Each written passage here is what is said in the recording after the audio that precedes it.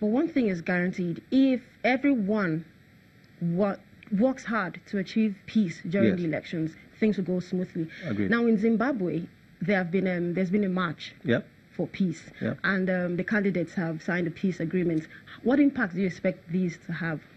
If we look at the nearest quick example of that peace accord, we did have the Emeka Nyoko and Kofi Annan-led peace accord, which was signed by the then President Goodluck Jonathan and incoming President Muhammadu Buhari.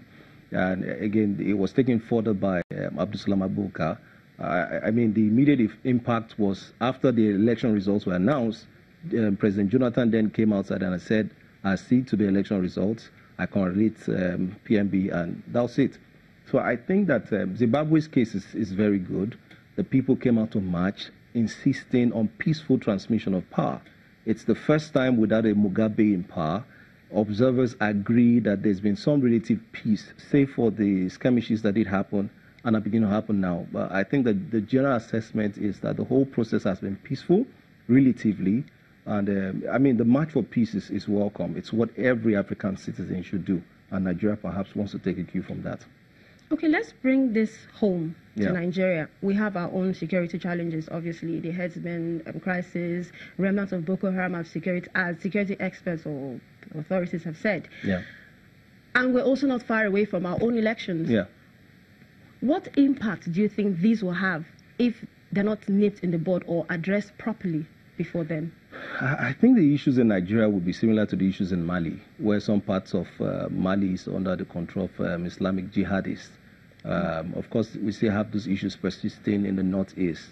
And we've seen an uptick in violence in Borno, in Adamawa, some areas around the northeast, despite the fact that Boko Haram has been decimated and defeated.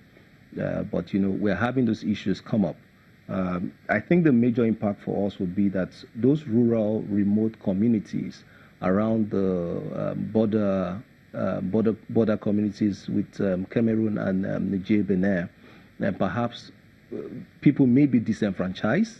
The people who have become internally displaced, perhaps if INEC wants to take now the election process to the IDP camps, I think the major impact would just be that some significant segments of the community within those areas may not participate in the election process. But we expect that government should continue to emphasize on the essence of security. The international community should again continue to wade in. We've seen comments by the French envoy, we've seen comments by the UK embassy to Nigeria. So I think if all hands come on deck as we're pushing towards 2019, we may see violence towards the last quarter coming to the first. I mean, if you look at within now and first quarter next year, 20 African countries will be going into major elections. So it'll be busy for everybody in Africa, but I think we can all pay attention to the places where we need to put attention at. Indeed, that will be one of the best things to do. Thank you so much, security expert Onyekachi Oyekaya, for joining us on the program. Thank you for having me. A tech entrepreneur in Zimbabwe, Norman Dube, is adding his own quota to the upcoming election in the country with his app, Vote Africa, which is made to enable voters be more aware of what they need to do before the elections and during the elections. Take a look.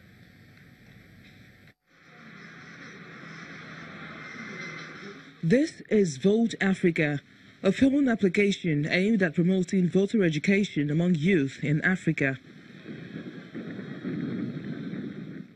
It was developed by Zimbabwean software developer Norman Dube in 2016, the year Zimbabwe started experiencing a severe shortage of dollars, a consequence of former President Robert Mugabe's economic policies. After struggling for years in a crippled economy, Zimbabwe's tech entrepreneurs like Dube hope that a startup boom is imminent. With less than a week to the first election since Mugabe was ousted, Norman is launching his app.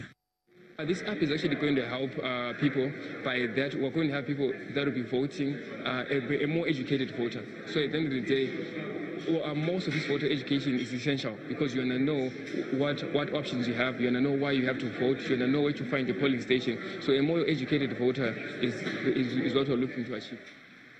Zimbabwe's economic crisis has made the country a high-risk location for venture funding.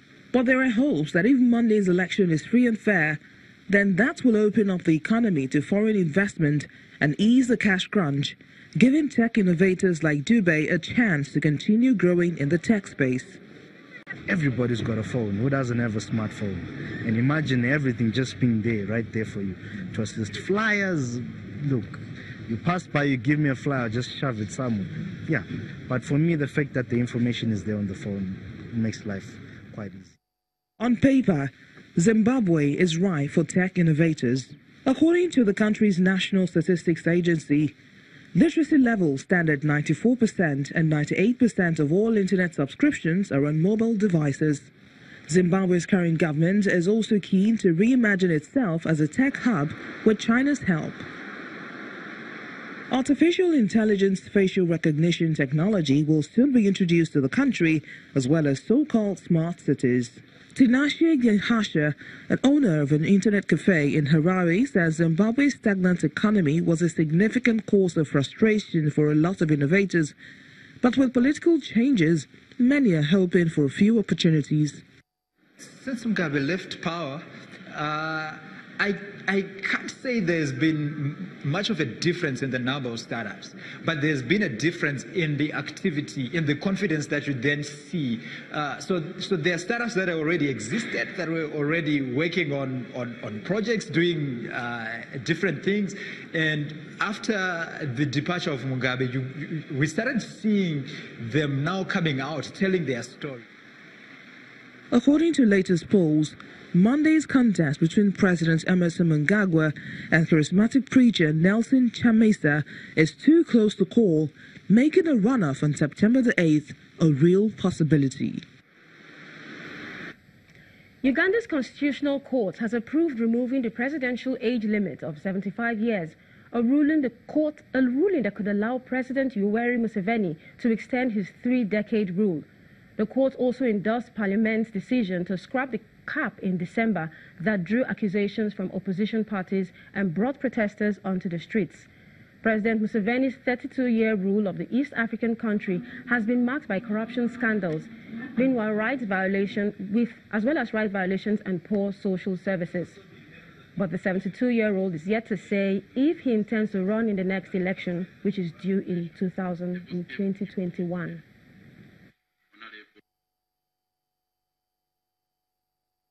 Still to come on the program, our Africa Tech segment takes a look at the world of app development. Please stay with us.